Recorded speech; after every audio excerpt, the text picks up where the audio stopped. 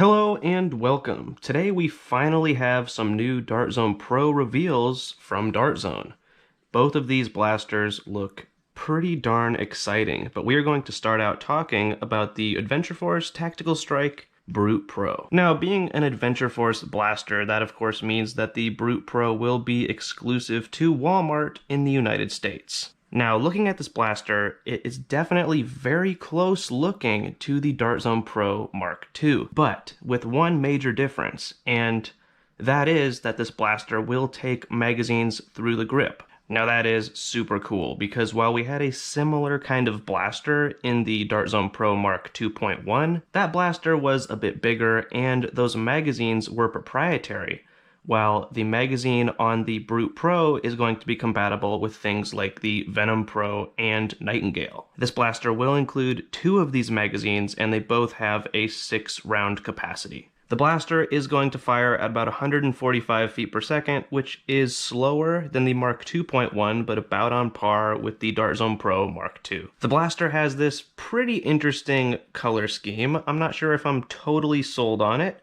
but I'm sure it'll look pretty cool in person. We can see some blue clear pieces on there, so that's pretty nice. Of course, we're going to have the standard safety and all that, but this blaster will come with a scar barrel. It appears to be just the standard scar that we've gotten on things like the Aeon Pro X or the Striker 2.0. One of the most compelling aspects of this blaster, besides the magazine in grip and compact size, is simply the price.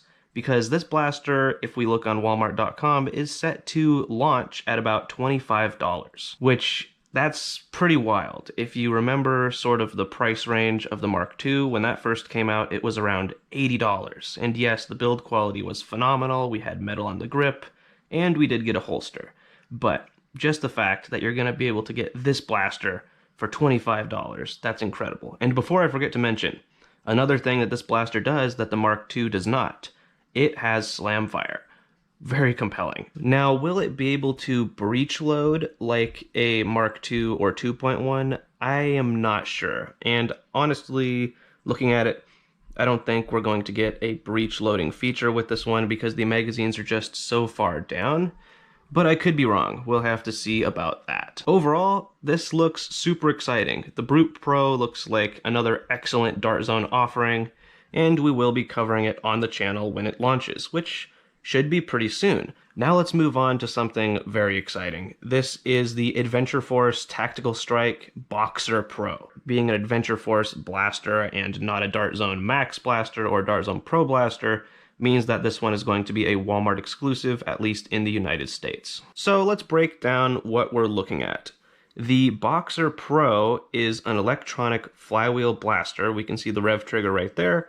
And according to the listing, this will be compatible with AA batteries, but also the standard, I think it's an XT30, or is it it might be XT60, but I think it's an XT30, the standard Dart Zone connector for their rechargeable batteries with things like the Venom Pro or Omnia Pro. This thing will have a built-in extendable stock and a detachable bipod, but it is also a full auto belt-fed blaster.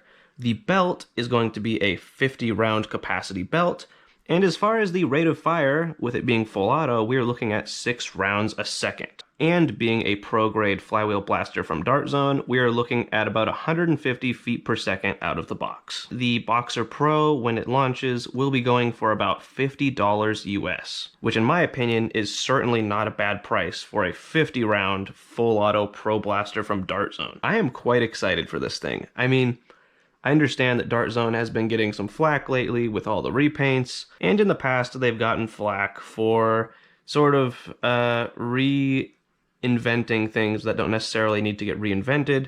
Like, for example, they have quite a few pump action springers. I think that it's great to have different options, but something like the Boxer Pro truly feels different in a way that it is not a rehash of some previous design, or, I mean, to some degree, I think it is a rehash of the sort of belt-fed flywheel blaster, but the fact that we have not had a pro-grade blaster in this design with these capabilities make the Boxer Pro very compelling, and I am just very excited to take a look at this thing once it launches. So those were the two new blaster reveals for today, the Boxer Pro and the Brute Pro respectively. These are both very exciting and very cool blasters in my eyes, but I would love to hear your thoughts on them and your excitement level for these two new blasters. And keep your eyes peeled for my full reviews on both of these blasters on the Foam Quest channel. Thank you very much for watching, have a good one, and happy blasting!